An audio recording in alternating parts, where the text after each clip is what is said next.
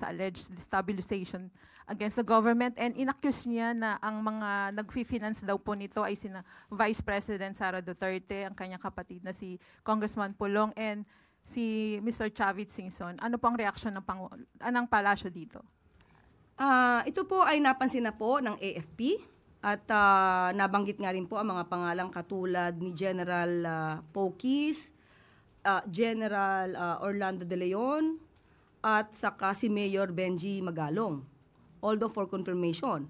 At iba pa, pati si Colonel Achika na di umanong sangkot sa usapin ng 125 million pesos na confidential funds ng Vice Presidente.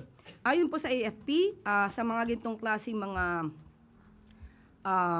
sinasabi, although ito ay nasa social media, at sa kanila po, ito po ay ibinibigay na rin po sa kanilang intelligence community, iminomonitor, inaalam ang katotohanan.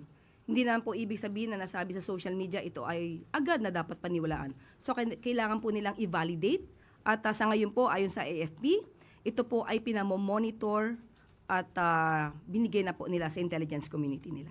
So sa part ng palasyo, ma'am, siniseryoso itong ganitong alleged report of destabilization? Thank you. Nasa intelligence community na po yan. Kung meron sila makikitang dapat na talagang pagtuunan ng pansin, ito naman po ay hindi tutulugan ng ating Pangulo.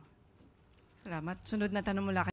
Hindi ho ngayon lang lumutang itong ilan sa mga pangalan. Nabanggit niyo po si retired General Pokis na isa daw po sa mga lumapit kay AFP Chief Romeo Bronner na mag-withdraw ng support at suportahan yung mga kilos protesta. Umuusad na ho ba yung investigasyon tungkol sa mga aksyong ito ng mga retired generals and probably the rest of the people in the list? Kailangan po kasi talaga maimbestigahan ito at kasi maaari sabihin nila ito ay freedom of expression. Pero muli, titingnan natin kung ano ang hangganan at kailangan po talaga itong mapaimbestigahan kung ito po ay parte na po talaga ng destabilization. So sa ngayon po, wala pa tayo sa punto na pwede na nating sabihin merong nalalabag na batas itong mga taong ito na nasa listahan ni Mr. Tulfo? Wala pa po tayo masasabi kung sila ay may nilalabag na batas. Kailangan po maimbestigahan ito na mas malaliman.